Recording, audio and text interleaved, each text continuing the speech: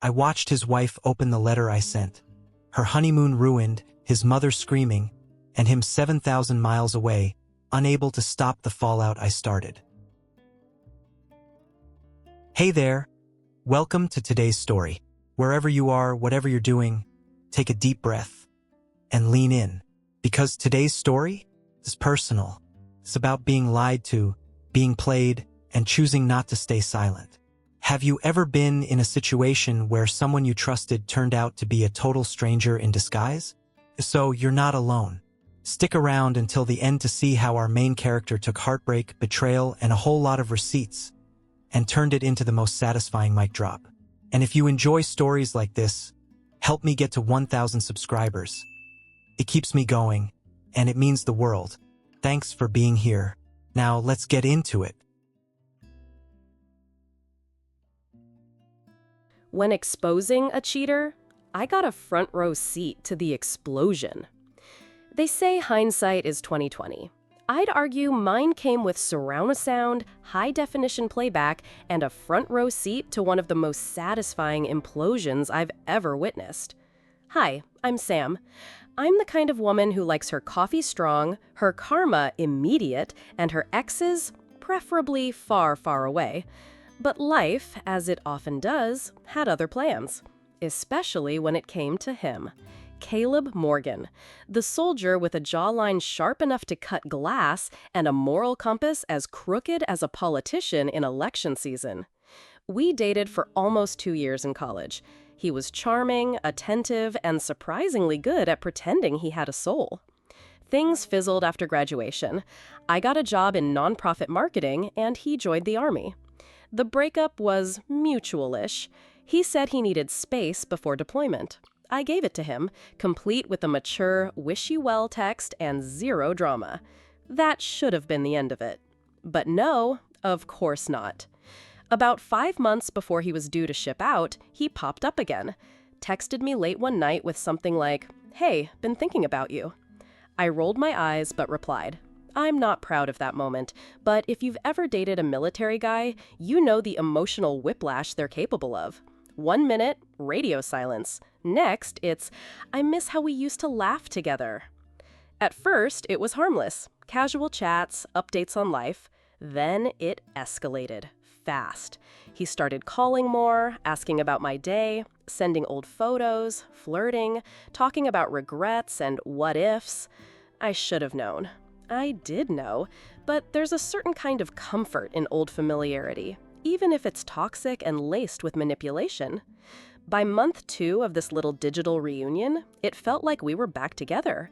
Unofficially, of course. No labels, just vibes. He told me he was doing training in Arizona, spending most days exhausted, isolated, and thinking about the people who mattered. I was naive enough to feel flattered. We talked nearly every day. Calls, emails, video chats.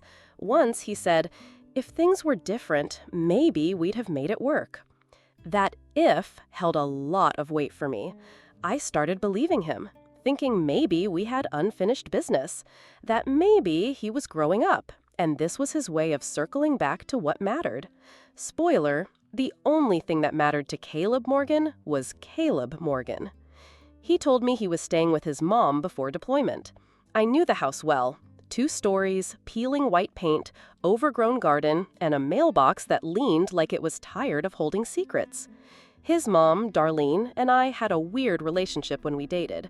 She'd pretend to like me at family dinners, but I always felt like she was sizing me up for a future she never thought I'd be good enough for. Still, we were on decent terms when we broke up. So when I decided to drop off a little care package for Caleb, thinking of you snacks and a handwritten note, I figured it was a harmless gesture. She wasn't home when I stopped by. There was a new car in the driveway I didn't recognize, but the Morgans always had someone renting the basement, so I didn't think much of it. I left the package neatly on the porch, smiled at the familiarity of the moment, and drove off, feeling a little bit like a soft-hearted fool, but content. 3 days later, I got a letter in the mail. Yes, a letter, handwritten in red ink, no less. It was from Darlene, and it wasn't a thank you note. It was rage on stationery. She accused me of trying to sabotage Caleb's marriage. Yes, marriage. That's how I found out, through a venom-laced letter calling me a pathetic little whore for clinging to a man who's already made his vows. She wrote that I was disrespectful, embarrassing, and a threat to their family's new beginning. She signed it, "For your own dignity, walk away. Darlene Morgan." There was a lot to process, but the word that echoed loudest in my head was marriage. He was married? To who? When? My fingers shook as I reread the letter. My mind raced back over every call, every message, every conversation where he spoke like we were something, like I mattered. I hadn't just been led on. I'd been made the other woman without even knowing it. And that, dear reader, was when I decided if his wife didn't know who she married, she deserved to. And if Darlene Morgan thought she could shame me into silence, she had severely underestimated how vindictive I could be when lied to. You'd think getting blindsided by a woman who once served me casserole on Thanksgiving would knock the wind out of me. And it did. For about 6 hours. After that, I got to work. But before we get there, let me rewind to the surreal moment I confirmed, beyond a doubt, that Caleb Morgan, maybe we'd have made it work, Caleb, was not just seeing someone, but legally bound to another woman. I couldn't decide what stung more, the betrayal or the sheer audacity. I stared at Darlene's red ink hate letter like it was a relic from a parallel universe. It was drenched in moral superiority, dripping with hypocrisy so thick I could practically smell the church perfume off the paper. The best part? She accused me of defiling her son by sleeping with him out of wedlock. This from a woman who once told me, wine drunk in her kitchen, that she only married Caleb's dad because pregnancy isn't exactly a great dating pitch. So now, here she was, guardian of marital virtue, scolding me for not respecting a union I didn't even know existed. Caleb hadn't mentioned a girlfriend, let alone a fiancé, in months of calls, emails, and late-night "God, I miss you" messages. And now I was the villain? I was done. No more benefit of the doubt. No more waiting for an explanation. No more playing the unaware extra in a drama I didn't audition for. I was going to return the favor. If Darlene wanted me to walk away with dignity, she should have thought twice before lighting the match. Because now I wasn't walking. I was marching. And I brought receipts. I pulled out my old laptop, the one Caleb used constantly when we were together. He never bothered wiping it, and thanks to his questionable sense of cybersecurity, I still had autofill access to his personal Gmail. Before you raise your eyebrows, I didn't go looking for this, but when a man turns you into collateral damage in his little fairy tale wedding, you don't look away when the universe hands you a backstage pass. But before even logging in, I needed confirmation, real, irrefutable proof. I drove by his mom's house again, pure curiosity, I told myself, maybe a sprinkle of masochism. The same unfamiliar car was in the driveway. This time, though, it had streamers tied to the antenna and a chalk-dusted message on the rear windshield. Just married. Congrats, Caleb and Emily. Emily. I stood there in my car, motor idling, watching the scene in slow motion. That name hit me like a cold glass of bad wine. Emily Tran. Not just a stranger. She was someone I knew. A mutual friend back in high school. Not close, but enough for her to have known Caleb and I dated. Which meant either she never cared, or she also got played. Either way, she deserved the truth. And Darlene, she deserved chaos. I went home, pulled every thread of our recent communication, screenshotted our texts, saved voice memos, printed out email exchanges that read like chapters from a Nicholas Sparks knockoff. I still think about the way you laugh. Wish we had one more summer. Barf. I printed phone records too, including the call he made to me from a number in the Florida Keys, dated exactly 1 day after their wedding announcement on Facebook. I guess the honeymoon suite didn't come with a conscience. 2 envelopes, one for Emily, one for Darlene, both thick with paper and truth. Emily's letter was calm, respectful, and coldly factual. I wrote like a woman who had nothing to gain and everything to clarify.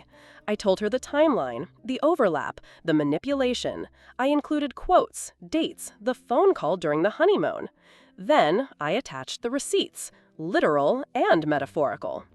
Darlene's letter, though, that one had flavor. I reminded her of her shotgun wedding, quoted her own words back at her. Yes, even the wine-drunk line about dating while pregnant. I told her that Caleb never once mentioned a wife, that he pursued me consistently, that if she wanted to point fingers, maybe she should start with the man she raised. I ended it with this: "You wanted me to walk away? Congratulations. I'm walking, but I'm leaving the door wide open for the storm behind me." Each letter went out by certified mail, signature required. I wanted to be absolutely sure they opened it. My final message went to Caleb. One line, no punctuation. "You're dead to me." I didn't need to say anything else. He'd wonder what I knew, what I did, who I told, and soon enough, he'd get his answers. Because now I had front row seats. There's a unique kind of silence that comes after you've detonated a truth bomb. It's not peace. It's not guilt either. It's anticipation, like standing on the edge of a canyon, waiting to hear the echo of your own scream bounce back. That's exactly where I was after those letters went out.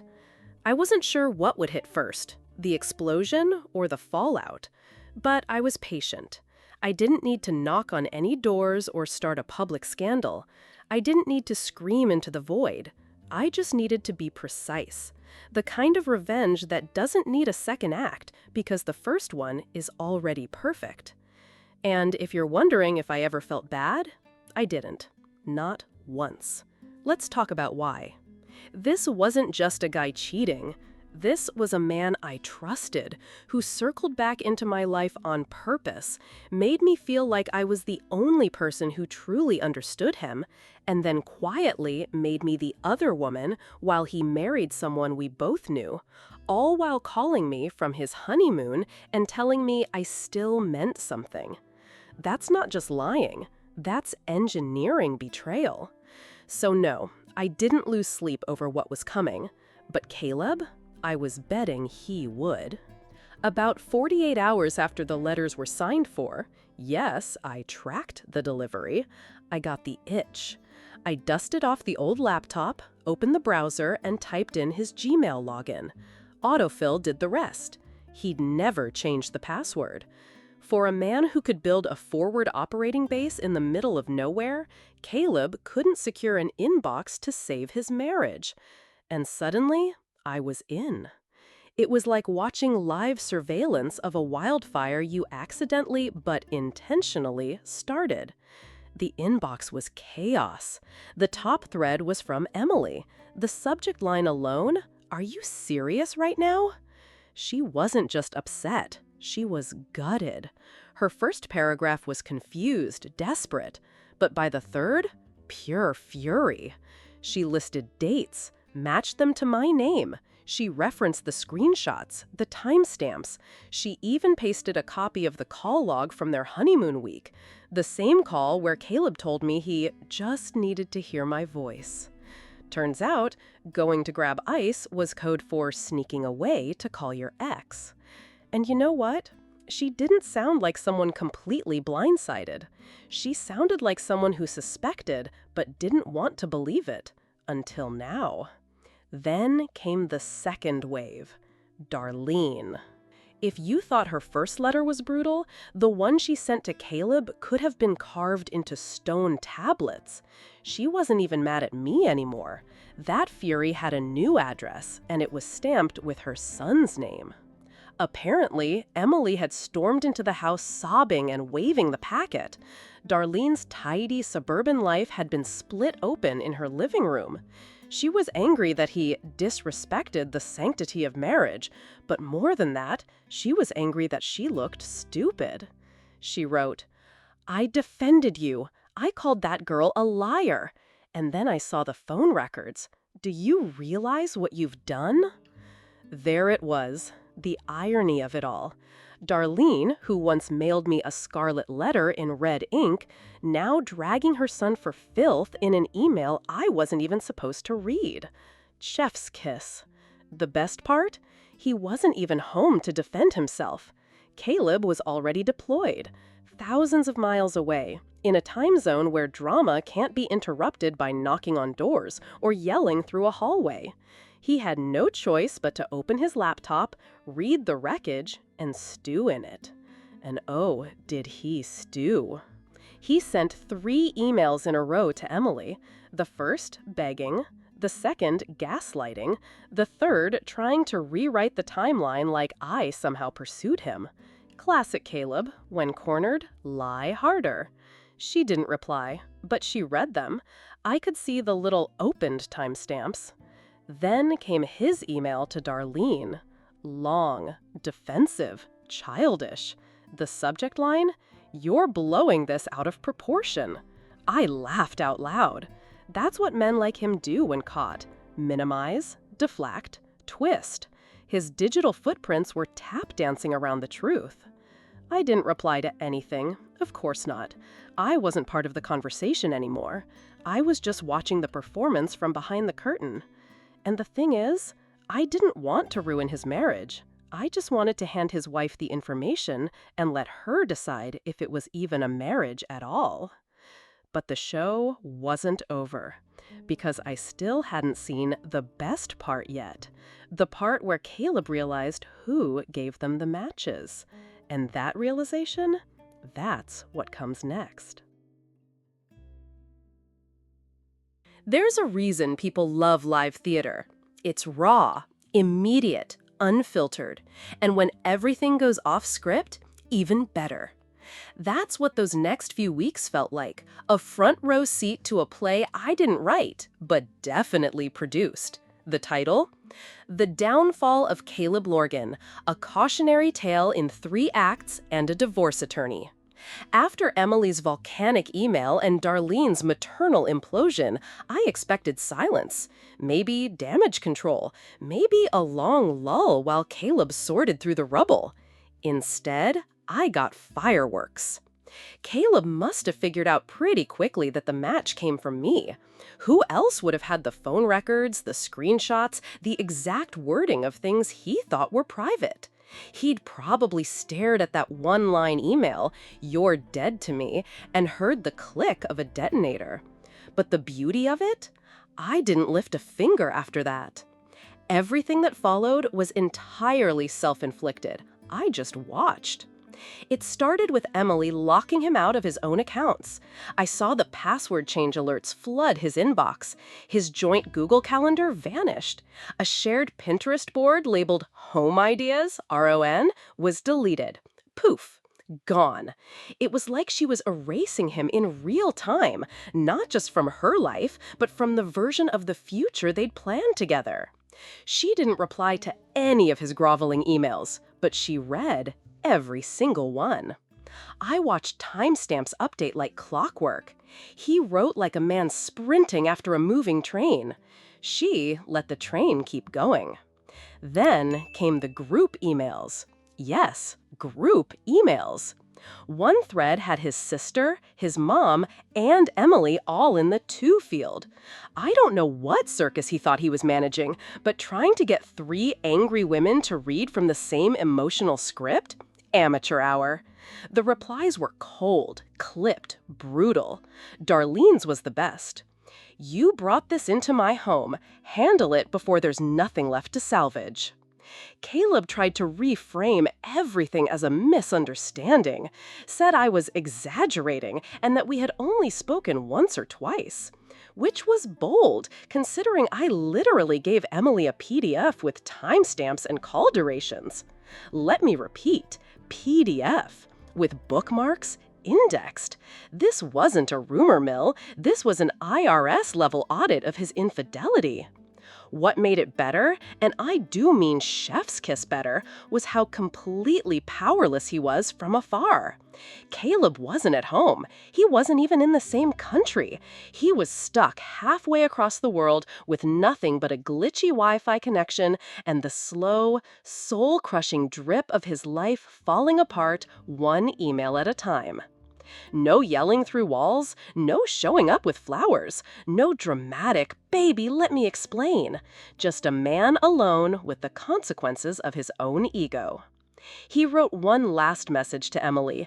It was long, dramatic, a digital monologue soaked in guilt, excuses, and that strange masculine confidence that makes men think being caught red-handed can somehow turn into a redemption arc.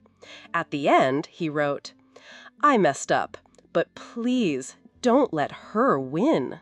Her? Me? He still thought this was a competition. That's when it hit me. He never actually saw me as a person, just a fallback, a prop in his emotional survival kit. He didn't regret lying to me. He regretted getting caught. I closed the inbox. I didn't need to see anymore. I had my closure, and it didn't come in an apology or revenge or even public humiliation. It came in the form of digital desperation. Watching Caleb drown in a mess of his own design, while every woman in his orbit took a step back and said, "Not our problem anymore." I never replied to him, never reached out to Emily, never responded to Darlene's backpedaling. They all had the truth. What they did with it, that wasn't my business. I had my seat, I had my popcorn, and the show was damn good. The funny thing about revenge, the real kind, is that it rarely looks like a movie montage. There's no slow-motion scene with wind blowing through your hair while dramatic music swells, no epic one-liner shouted across a crowded room. Sometimes it's just quiet. Quiet and done. After I closed the inbox that last time, I never looked back. No, really. I logged out, cleared the cookies, and deleted the saved password. Caleb Morgan was no longer my problem. And honestly, that's what made it all so satisfying. Not the chaos, not the drama, but the freedom. People asked me, a few close friends who I had confided in, if I ever found out what happened between Caleb and Emily. Did they split? Did she stay? Was Darlene still playing her sanctimonious suburban matriarch act? I didn't know. And more importantly, I didn't need to know. Because the truth is, this wasn't about Emily, or Darlene, or even Caleb. It was about me realizing that I had always been the one with the power. I just forgot for a while. For months, I let myself believe that maybe Caleb had changed, that maybe he had regrets, that our old connection meant something more than just nostalgia and well-timed manipulation. But standing on the other side of it now, I could see every word for what it was. Bait. And I bit. But biting doesn't make you stupid. It makes you human. What makes you strong is what you do after you taste the hook. I didn't spiral. I didn't try to fight for answers. I didn't chase closure through texts or phone calls or endless "why did you do this to me" conversations. I gathered the evidence. I gave the truth to the people who deserved to know it. And then I let the storm rage without me in it. That's the part people miss when they talk about karma or revenge. The exit is just as powerful as the explosion. And look, I'd be lying if I said there wasn't a dark joy in watching Caleb squirm. There was. It felt good. It felt earned. But the joy didn't come from watching him suffer. It came from watching me leave. Leave the toxicity, the manipulation, the breadcrumbing and half-truths, the late-night calls that felt romantic but were really just emotional leeching. I walked away from a story that I had outgrown long ago, and I didn't slam the door behind me. I left it open, swinging in the wind so the past could blow right out. It's been over a year now. Caleb never reached out again. Emily never contacted me. Darlene stayed where she belongs, somewhere far away from my mailbox. And me? I got a new job in a new city. I cut my hair. I painted my apartment. I bought fresh sheets. I let the light in. I started dating again, slowly, carefully. I'm not jaded, just better at spotting red flags dressed in uniforms and charm. I've learned that healing doesn't come with a deadline. It comes with distance, with choosing yourself again and again, even when the past tries to crawl back in wearing apologies. I used to think revenge meant ruining someone's life. Now I know it just means reclaiming your own. So yeah, Caleb is dead to me, but I'm finally alive. If you made it this far, thanks for sitting in the front row with me. Sometimes the best revenge story is the one where you walk away unburned while they watch it all fall down. So, what do you think? Did I go too far? Not far enough? Would you have handled it differently? I'd love to hear your thoughts, your takes, your judgment, even your stories. The comments section is all yours. Spill it. And hey, if you enjoyed this wild little journey of betrayal, receipts, and sweet closure, go ahead and hit that like button. Maybe subscribe if you want more stories like this. There's always another chapter, another plot twist, another lesson in letting go. And I'd love for you to be here when it drops. Thanks for sticking with me all the way to the end. Your ears, your eyes, your time, they matter. See you in the next one.